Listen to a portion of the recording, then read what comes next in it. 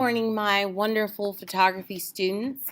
Before we go into doing the text on a film, over a photograph, I actually want to save that for our very last day. The reason why is because I really would like to go through that with you, not necessarily have that on your own.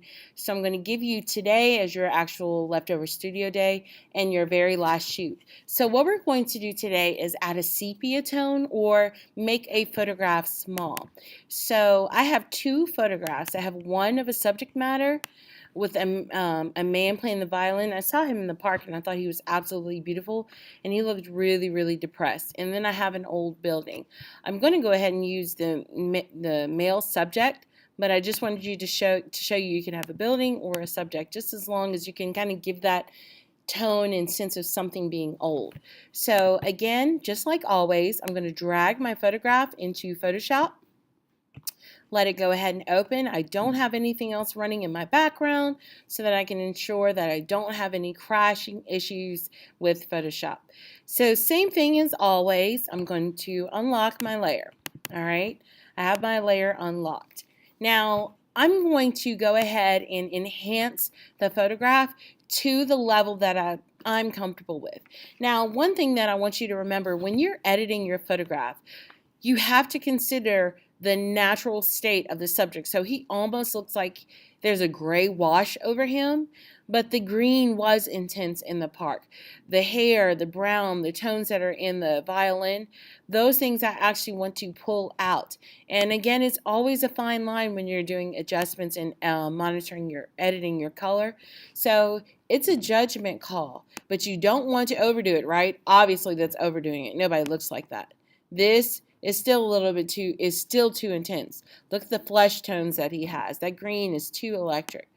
So if I go back to the original and then hit it again, I'm going to play with just the levels just a little bit to bring out just small hints of my subject matter. All right. And I'm going to leave him right there. So there, I have him, okay? And then I also, for this project, want you to increase the contrast. So I'm going to go and really increase the contrast. That's going to help a lot when we do our sepia tone, okay? So depending on what your photograph is will depend on the old age or sepia tone that you add to it. This man is an elderly man. He looks really sad. He was by himself, and he wouldn't even make eye contact with me. I circled him a lot trying to get photographs of him. It was a guy I found on the park in New York.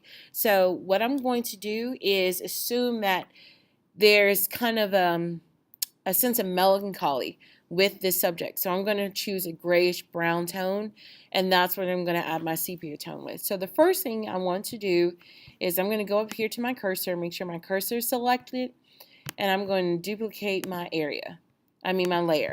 And I'm going to label this sepia, just so that I know it's there. So I know I'm on that layer. So then I'm going to go over to my paintbrush on my toolbar, increase my hardness to 100 and my size to as large as I can get it. That way, I can know that I'm covering up a large amount, okay? It's easier and it's quicker. So I'm going to get rid of those. I'm going to have to pull up my history because that is not the color I want. So I'm going to go back to where I duplicated the layer. On my paintbrush, I have a large size. What I'm going to do is select the color. And like I said, he has a strong sense of melancholy about him. So I want to pick an older color. Probably a brownish gray. I'm going to bring this down a little bit. Let's see if I can get one of those. I think I'm kind of happy with what that color is right here. This is my top color and this is my bottom. So I'm going to select OK. I'm going to make sure my opacity is all the way up to 100 and then go select my brush again, and then here's my cursor. If you have your caps lock on, your cursor will be a plus sign. So I'm going to go ahead and paint them. And I actually think I want it darker. So I'm going to go ahead right here, pull back up, and then I'm going to drag down just a little bit. I'm happy with that color. And I'm going to paint over my whole person. All right. I'm going to go back to my cursor, And now I'm going to go over to my layer panel. I'm going to go to my different ways to blend my layers. And I love overlay. But again, there's so many different ones that you can use in here. Vivid light sometimes is interesting depending on what's behind it because it only makes the light sources stand out. I'm going to use just a central overlay. Now, when I use that overlay, he's still showing up as very colorful, right? So what I'm going to do is I'm going to make him black and white. So now I'm on my bottom layer. I'll go to Image and Adjustments, black and white.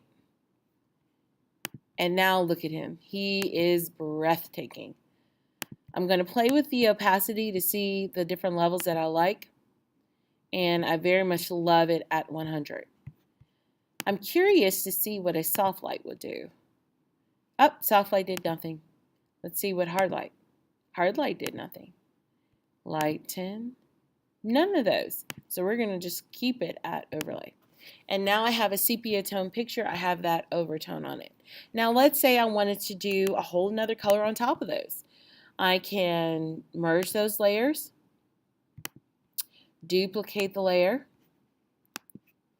and let's say I wanted pink. Let's put a pink on there. Get my brush. I'm on my top layer. Paint pink on top there. And I can paint pink and blend that into my subject matter. And I'll take it down so it really blends in. You see? Now it blends into my subject matter, and that's actually quite beautiful.